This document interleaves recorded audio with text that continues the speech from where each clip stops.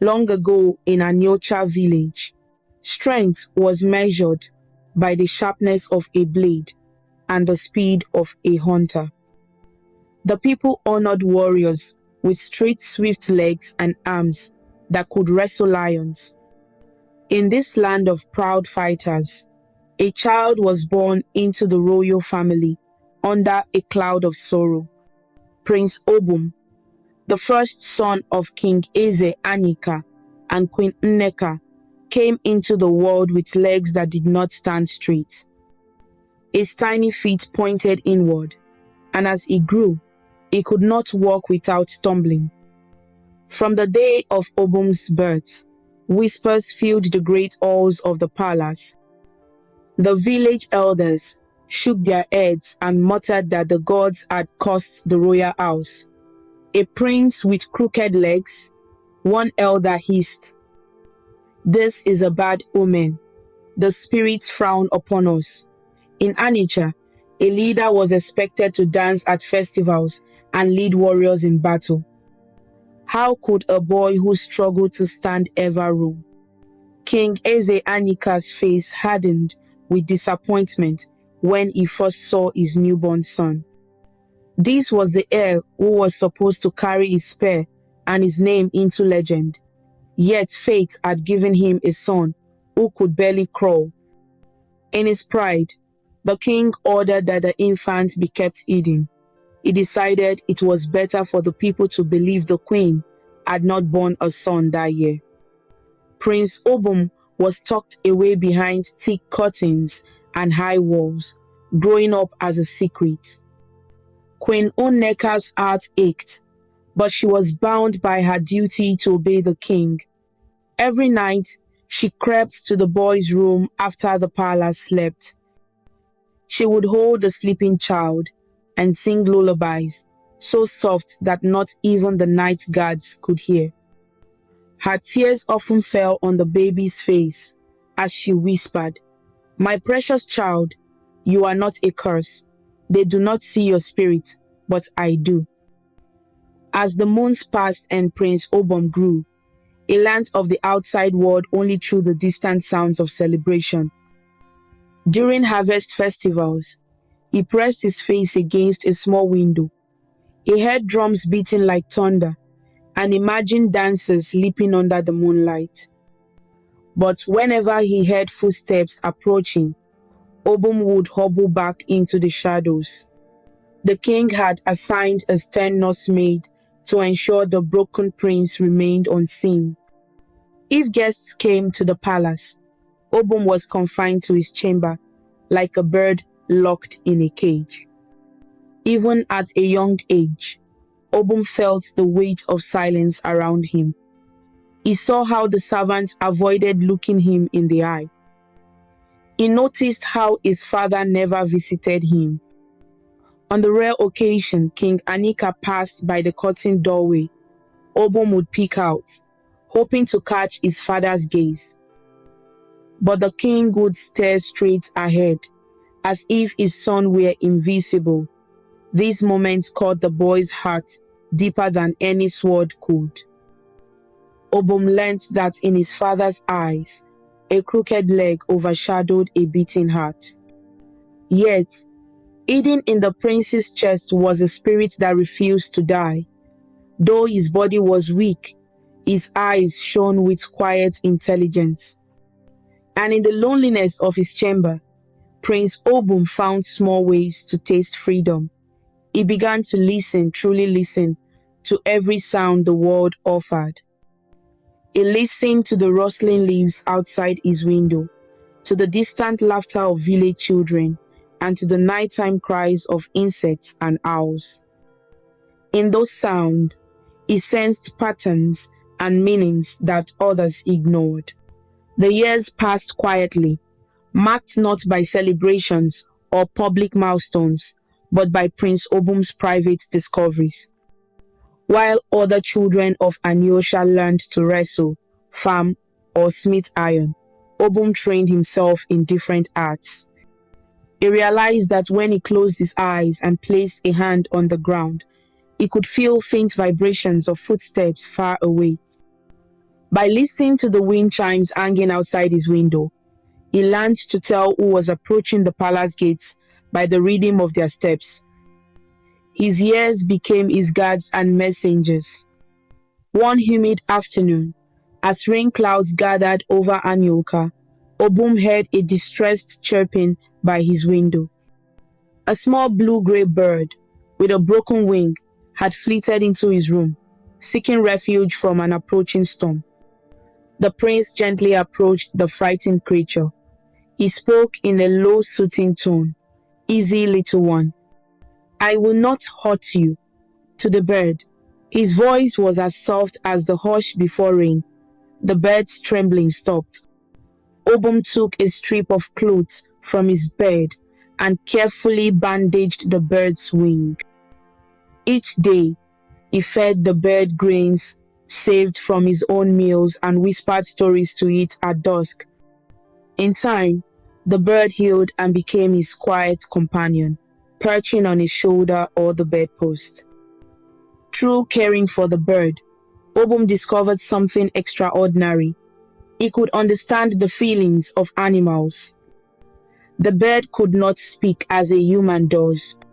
Yet Obum felt he knew when it was hungry or when it was joyful, just by looking into its bright eyes and listening to its gentle chirps.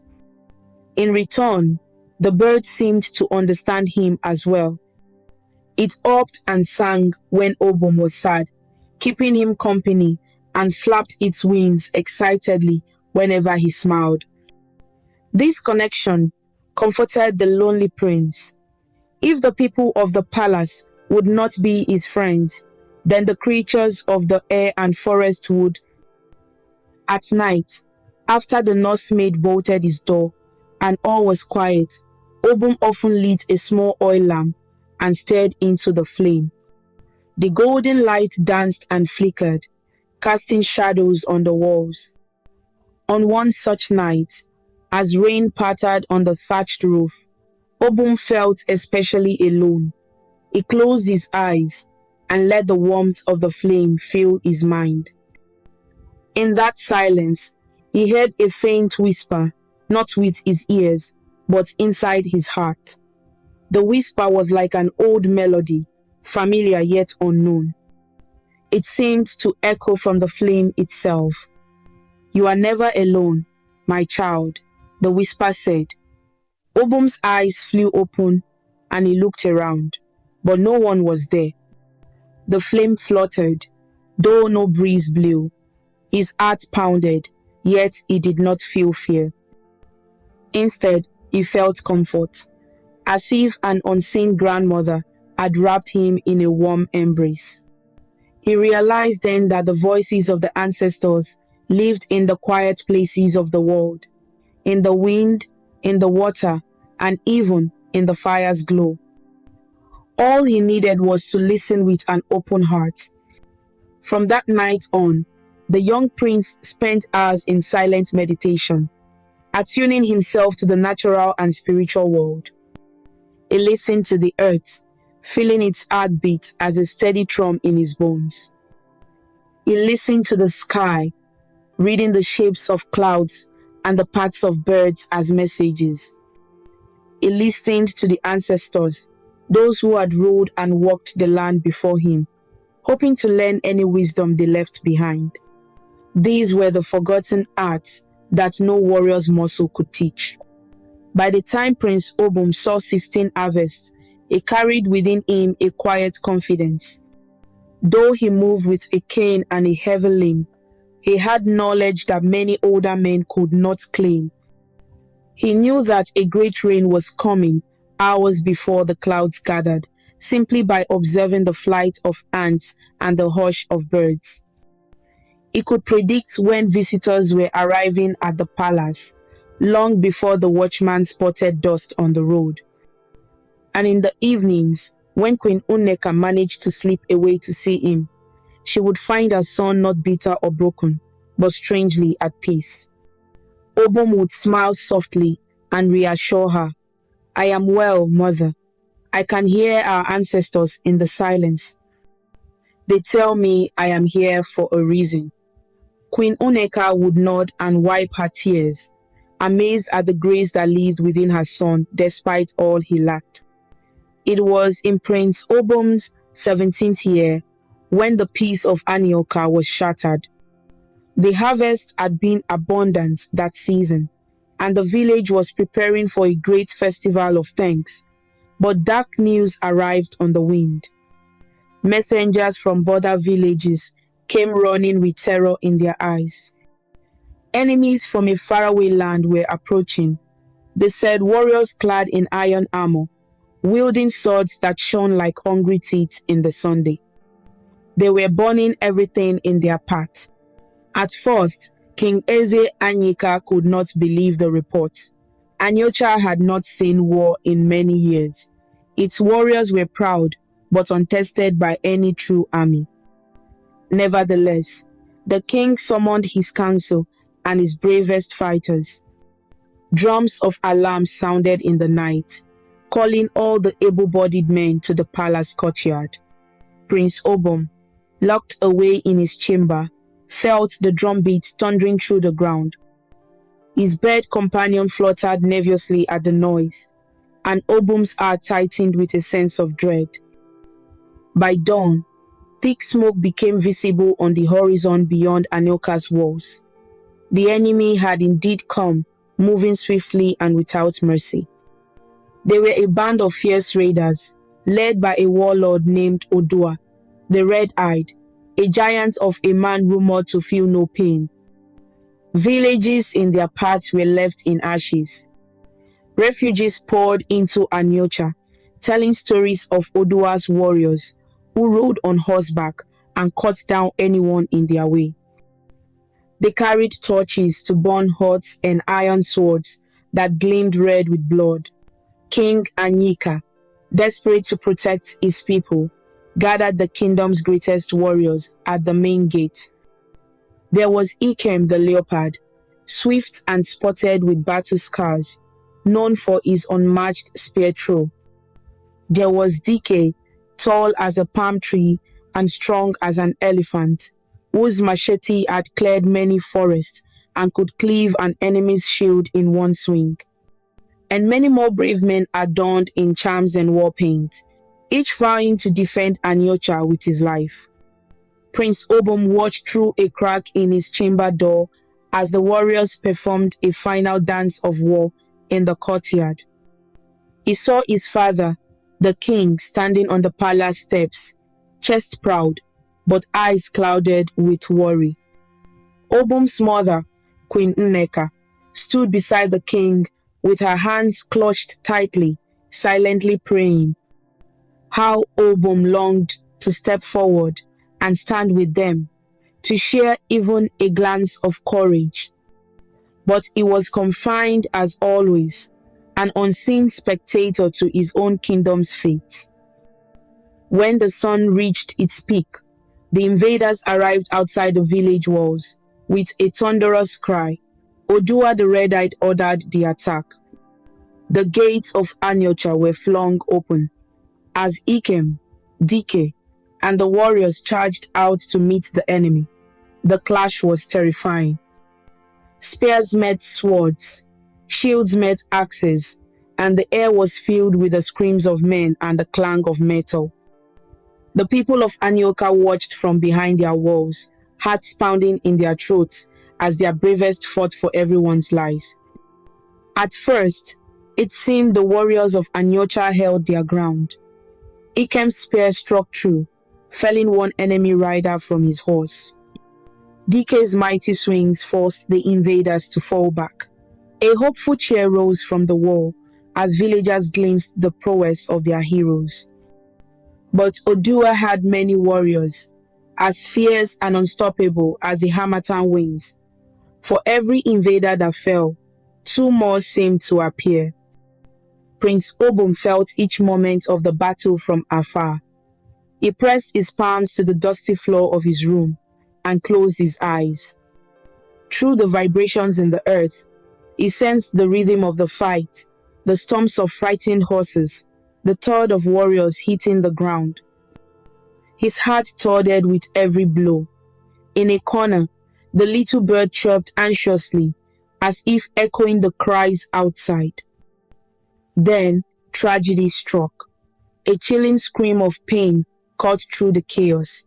Ikem the leopard had been slashed by a sword and fell to his knees. Dike rushed to cover him, but an enemy arrow found Dike's chest. One by one, the mighty men of Anioka began to fall. The defenders, so confident moments before, wavered as fear seeped into their ranks.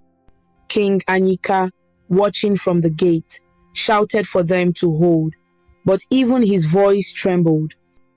The proud king could only watch in horror as his best warriors were slaughtered like goats at a feast. Realizing defeat was imminent, the surviving Anyocha warriors retreated back behind the walls, dragging the wounded and dying with them.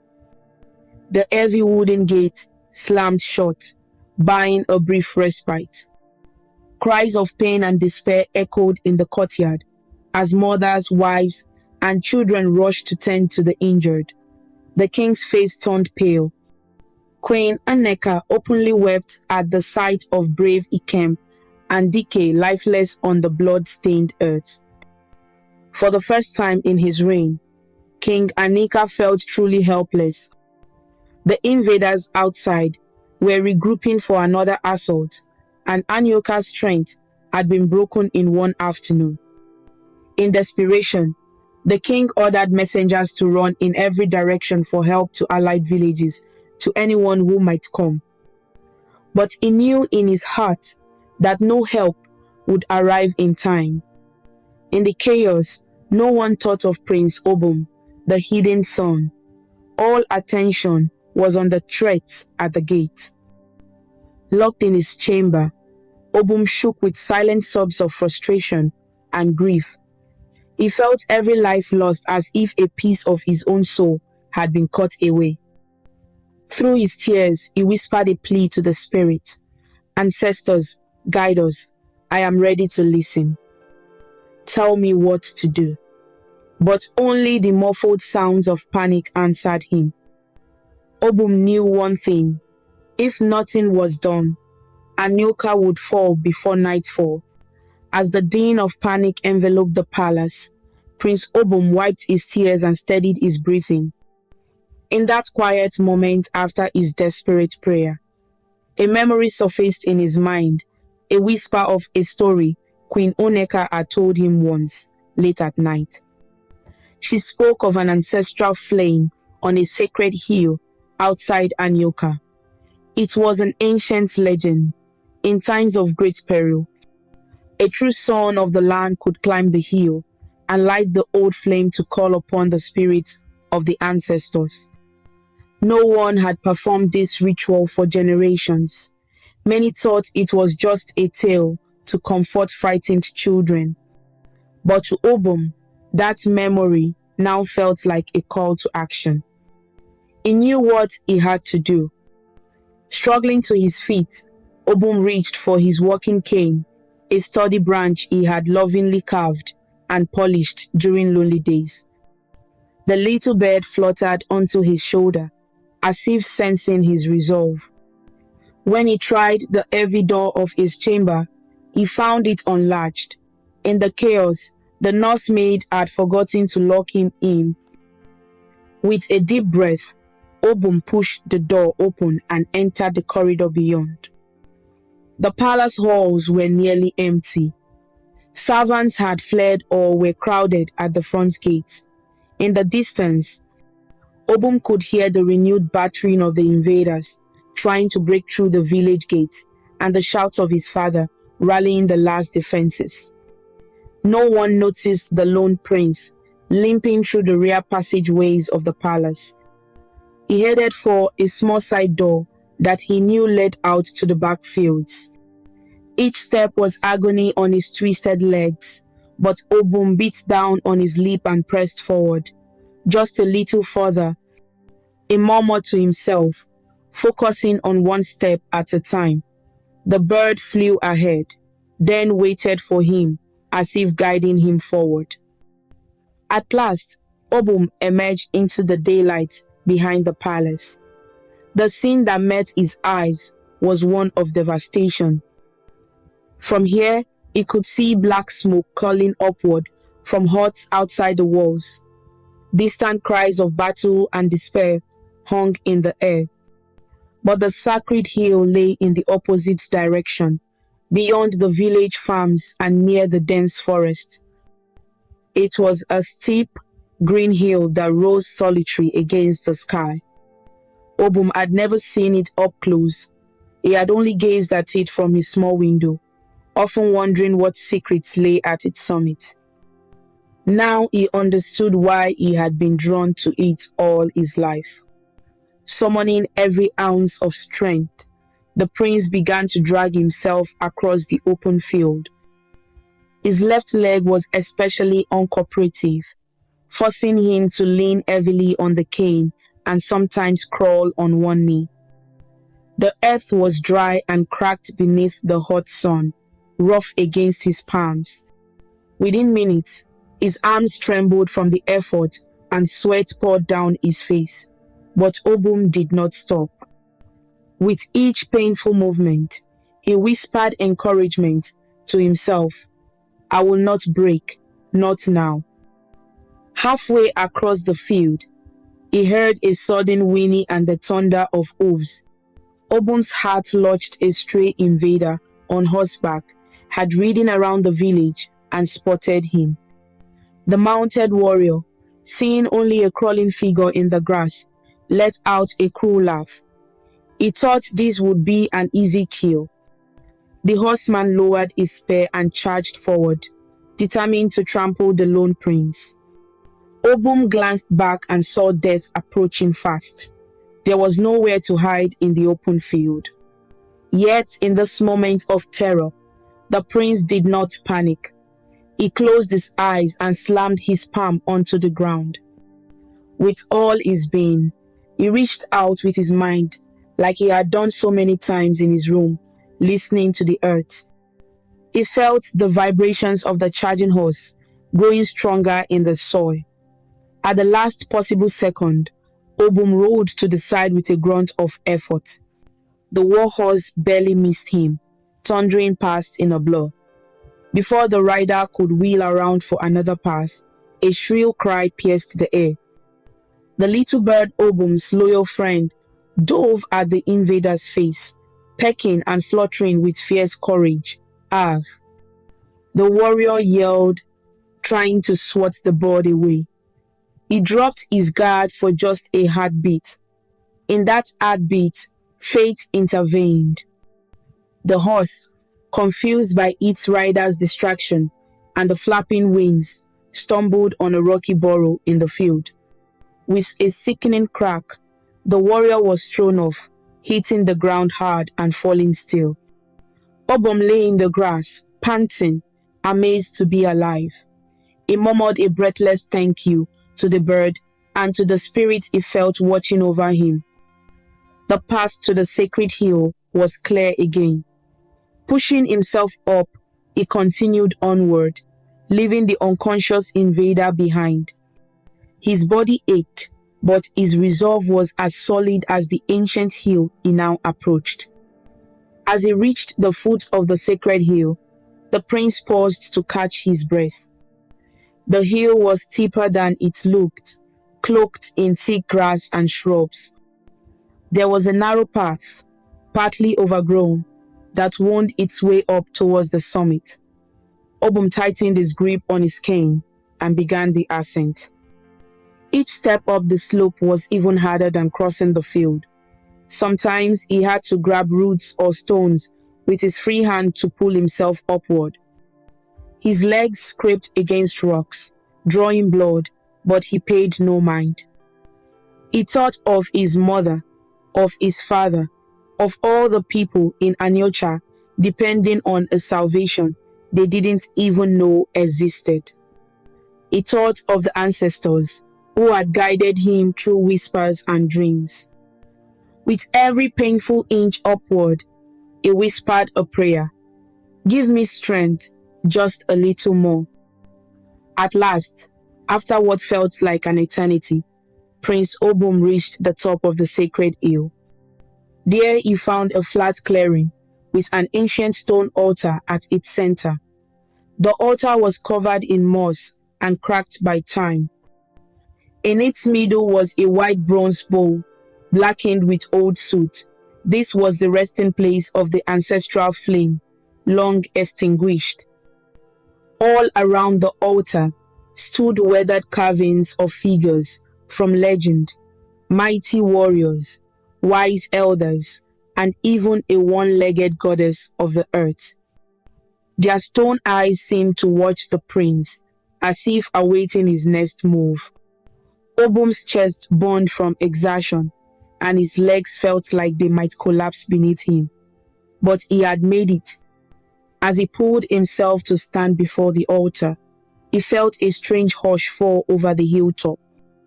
The sounds of battle and fire below faded, and even the wind calmed. It was as if the hill itself was holding its breath.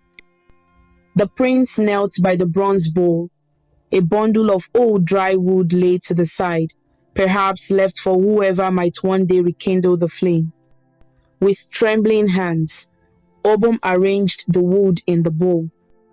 He took a deep breath, recalling everything he'd learnt about making fire. His mother's lullabies, his own practice with an oil lamp, the stories of how the ancestors first tamed flame in the wild. He found 2 flint stones at the altar's edge and struck them together. At first, nothing happened. He struck again, harder this time. A tiny spark leapt onto the dry wood, but died out. Obum's heart pounded. He could not fail now. There was no other hope. Summoning his focus, he closed his eyes and whispered to the ancestors, "Guide my hands." Then he struck the flint a third time. A spark flew, landed on the wood, and caught. A small orange flame flickered to life in the bowl, then grew, fed by the dry wood and a sudden sigh of the wind.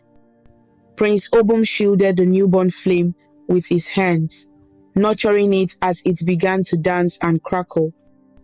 For a moment, he simply stared, tears of relief welling in his eyes. He had done it.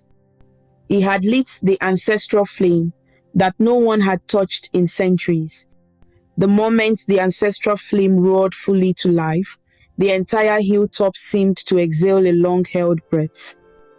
Prince Obum knelt before the altar, the warm glow illuminating his sweat-streaked face. He knew the legend said lighting the flame would call the ancestors, but he did not know how or when they might answer. So, with a heart full of faith, he began to sing a prayer softly at first, then louder as courage filled him. It was a song in the old tongue that Queen Nneka used to hum, one of hope and deliverance, but he formed the words in simple speech, so the spirits and the sky would surely hear. O ancient fathers and mothers, hear me now. Our land is in darkness. Show us how. Flame of our ancestors, carry my voice. Give us your strength. Make our spirits rejoice. He repeated these lines, voice steady and echoing among the silent stone figures.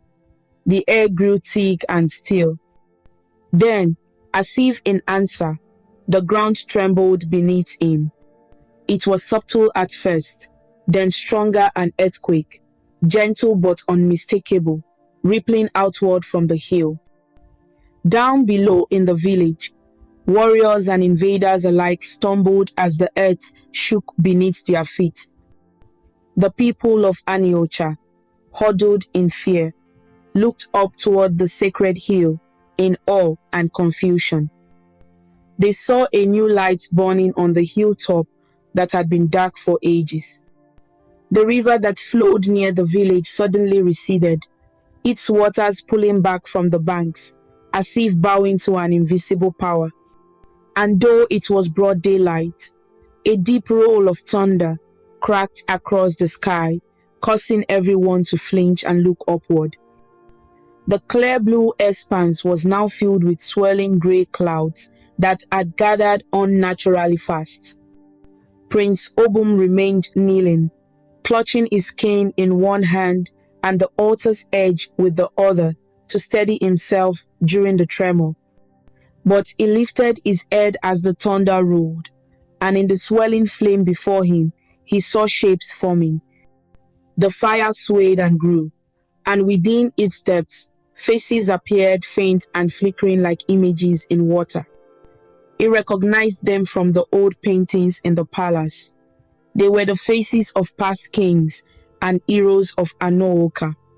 The ancestors had heard his call. A gentle voice rose from the fire, clear despite the crackling of wood. It was neither male nor female, but carried the tone of many voices speaking as one. Obum, son of Aniocha, you have called us and we are here, said the voice from the flame. Obum bowed his head deeply, tears of relief streaming down his cheeks. Our people are in great danger. He said hoarsely, I am weak and alone. We cannot withstand our enemies. Please, ancient ones, show me how to save our home. The flame flared brighter, and the voice resonated across the hilltop. You are not weak, child. You carry the strength of this land in your spirit. Right. At that command, Obum felt a warmth flow from the earth into his legs and up through his body. His aches ebbed, and though his legs remained bent, a new energy coursed through him. He stood slowly, no longer trembling with exhaustion. Listen, Obum, the many-voiced spirit continued. Hear the strategy whispered by the wind. See the path revealed by the earth. Use what has been forgotten. The land itself will fight with you. In that instant, Obum understood what he needed to do. Visions flooded his mind, images of the terrain around Aniocha, the forests and secret paths, the weaknesses in the enemy's formation, and ancient war tactics that had fallen out of use because men had become too proud, relying only on brute strength. He saw how the invaders could be lured and trapped. He saw too how the spirits of nature were waiting to aid him, how the wind could carry a sudden brush fire, how the river's dry bed could become a snare, and how the animals of the forest could sow fear in the enemy ranks. Thank you, Prince Obum whispered, gratitude and determination shining in his eyes. The faces in the flame seemed to smile faintly. Behind him, the stone statues of the ancient heroes stood silently, as if standing guard. As quickly as it began, the vision in the fire faded. The flame still burned strong, but the faces were gone. The clouds above remained dark, rumbling with distant thunder. Obum knew the ancestors were with him, but the task was his to carry out. He took the bronze bowl carefully by its base. Surprisingly, it was cool to the touch despite the fire dancing within it. Using strips of cloth torn from his already ragged tunic, he tied the burning bowl securely atop his cane, creating a makeshift torch from the ancestral flame.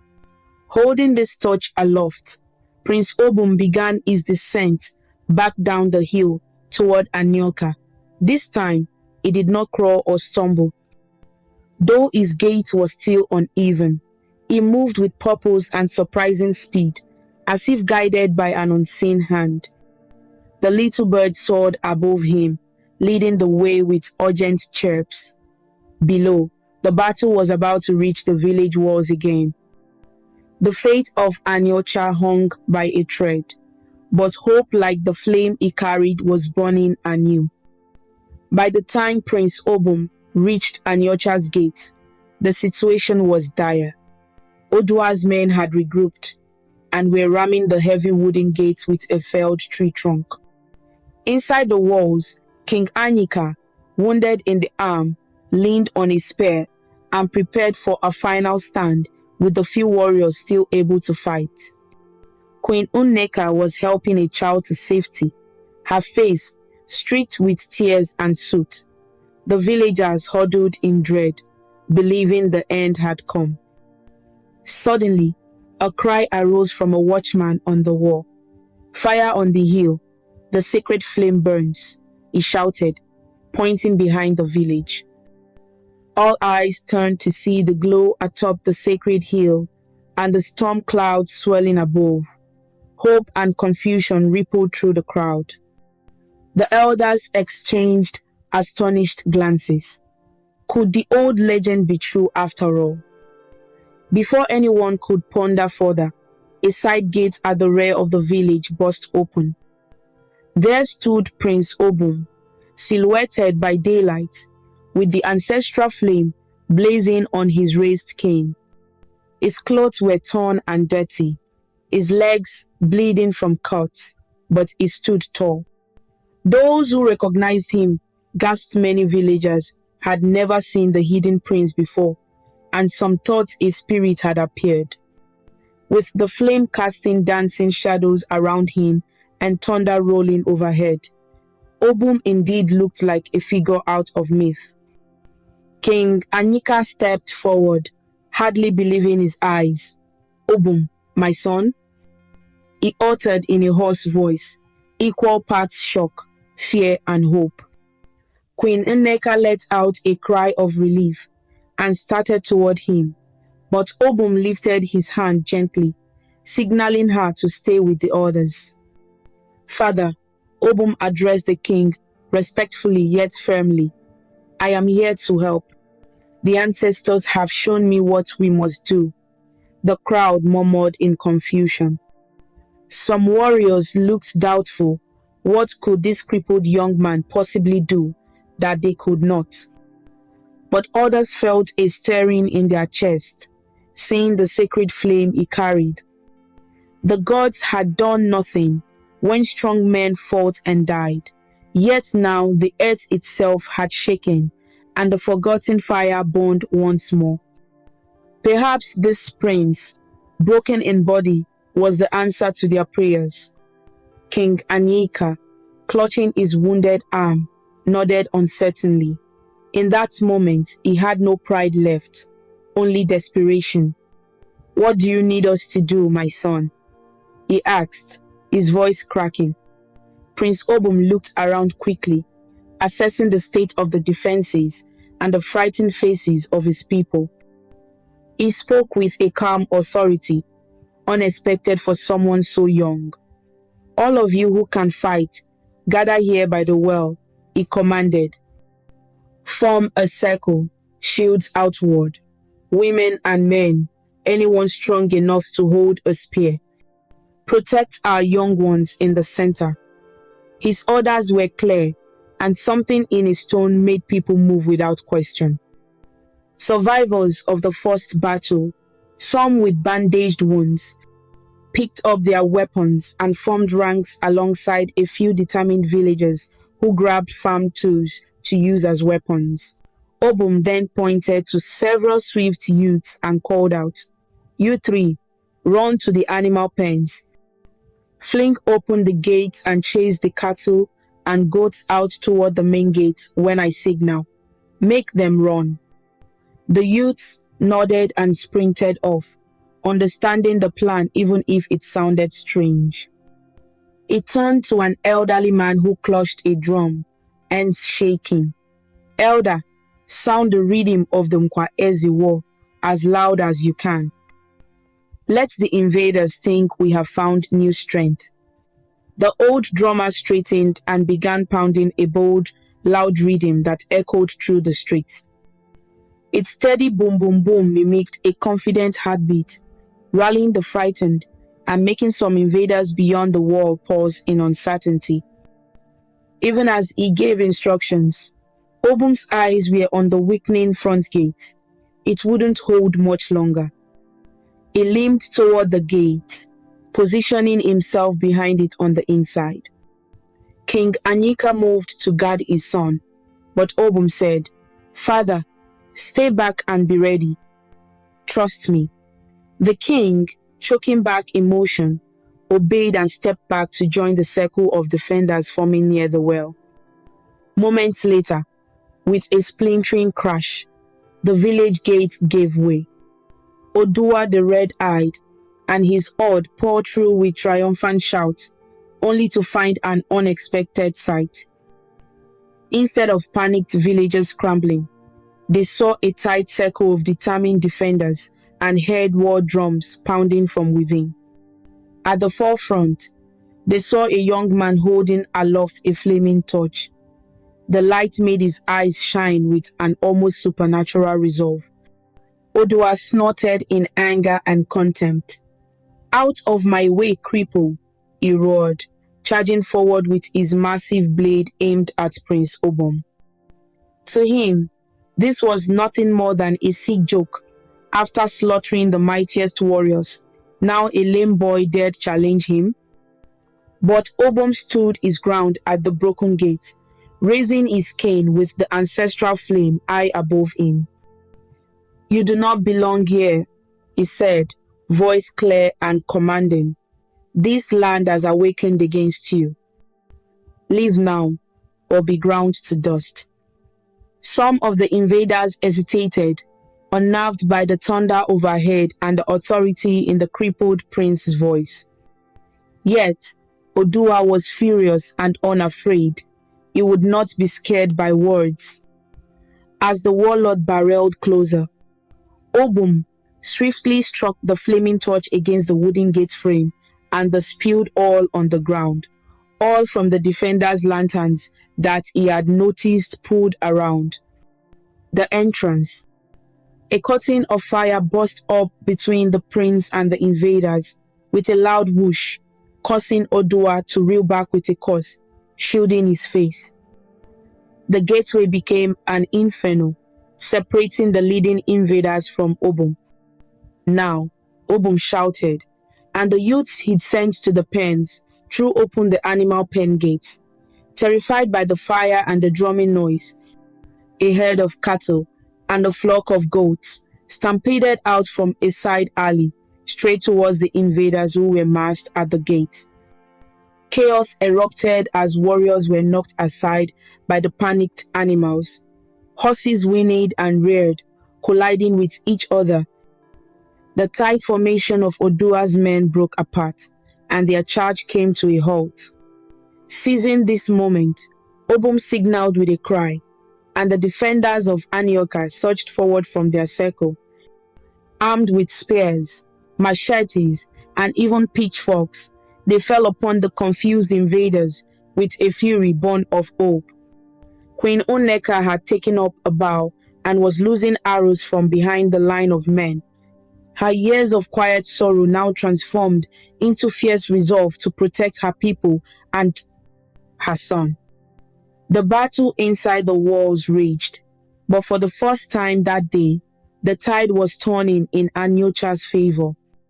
What the invaders saw as a feeble settlement that morning had become a hive of resistance by afternoon.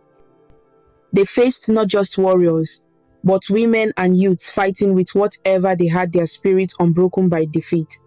Overhead, the sky darkened further, and a sudden downpour began, drenching the combatants and sending steam rising from the burning gate. The rain fell so heavily that it turned the ground beneath the invaders to slick mud, causing many to stumble. It was as if the heavens themselves had joined the battle, confusing Oduwa's men further. Oduwa the red-eyed, still near the gate, was livid. He had not yet managed to land a single blow on this cursed cripple who defied him. Blinded by rage, he pushed through his own men, determined to find Prince Obum and cut him down. He found the prince in the midst of the melee. Obum's limp was obvious as he moved to avoid stray sword swings, but he held the torch high, rallying his people with shouts of encouragement. "Do not fear them. Remember, the spirit of Anioka is with us," he cried. With a snarl, Oduwa raised his heavy sword and brought it down toward Obum. In that split second, time seemed to slow. Obum turned to face the oncoming blow. He could not dodge in time on his weak legs. Instead, he raised his cane, the bronze firebow, still tied to it, and blocked the sword with the metal bow. The force of the strike knocked Obum to the ground, and the impact extinguished the flame, at last its purpose fulfilled. The bronze bow clattered away. Prince Obum lay dazed in the mud as Oduwa loomed over him, sword lifted for a final strike.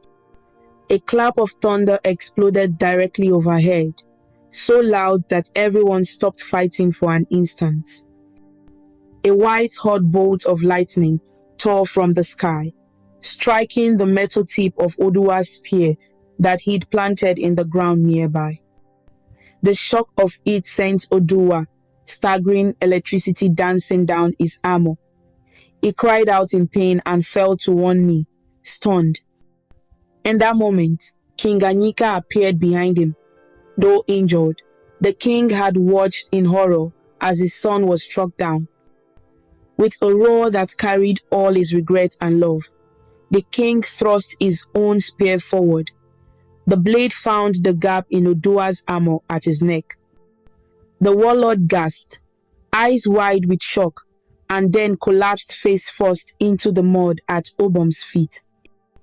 Seeing their fearsome leader fall, the remaining invaders lost all will to fight. Some threw down their weapons, others turned and ran toward the open gate, only to find the way blocked by villagers brandishing spears and torches. Within minutes, those who did not flee were surrounded and forced to surrender. A great cry rose from the people of Anyocha, a cry of victory, relief, and astonishment at what they had overcome. The rain gentled to a soft drizzle, washing the blood and soot from the ground. Exhausted defenders leaned on each other, and the villagers began to emerge from their hiding places, eyes wide with disbelief and joy. The impossible had happened. Against all odds, Anyocha was saved. In the center of the village, Prince Obum still lay in the mud where he had fallen. The battle was won, but he had been knocked breathless and was slow to rise.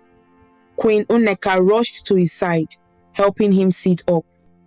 Obum's head spun, but he managed a tired smile for his mother. King Anyika dropped to his knees beside them, rainwater and tears mingling on his face. "My son, you came back for us," the king whispered, voice breaking. He gently embraced Obum, who winced from bruises but returned the hug with one arm. All around, people began to realize that the one they had called a bad omen, the prince they had never seen, had been their savior. One by one, villagers and warriors knelt in respect to Prince Obum, pressing their foreheads to the muddy ground despite his protest. They chanted praises, calling him Obum the Blessed, Obum the Heart of Anyocha. The name spread on every tongue, carrying with them a mixture of reverence and regret, for they knew they had shunned him unjustly. As the villagers continued to cheer and call Obum's name, a group of elders hurriedly brought forth the royal stool and the carved crown of Anyoka from the palace, the symbols of leadership. King Anyika, still kneeling in the mud beside his son, looked at those royal emblems and then at Obum. His eyes were filled with remorse and admiration. Taking the crown in his hands, the king held it up before Obum. The rain had stopped, and sunlight began to break through the clouds, shining on the gold of the crown. "My son," King Anyika said, voice trembling so that all could hear, "you have saved your people. You have proven yourself not only my son, but the true strength of Anyocha. If you are willing, take this crown. Be the leader this land deserves. The king's words hung in the hushed air. Around them, villagers murmured in agreement. To them, it seemed right that the hero who delivered them be offered the throne. Prince Obum slowly got to his feet with Queen Nneka's support. His legs were aching and unsteady, but he pushed aside the pain. He stood facing his father and the outstretched crown. The crowd watched, expecting their hidden prince to take the throne. But what they saw was sorrow in Obum's eyes. Obum reached out, but instead of taking the crown, he gently closed his father's fingers around it and pushed it back toward the king. He spoke softly, yet his words carried weight. All my life, you hid me behind walls. You were ashamed of my weakness. His gaze swept over the elders who had once called him a curse and the villagers who had never known him. You locked me away for being broken. At this, many dropped their eyes in guilt. Obum drew a shaky breath, tears mingling with the raindrops on his face. But I was never the weak one, he continued, his voice strengthened. It was your fear and pride that made you blind. You thought strength lived only in swift legs and strong arms. Yet today, you've seen that true strength is deeper. It grows from the spirit, from courage and wisdom. He placed a hand gently on his father's shoulder.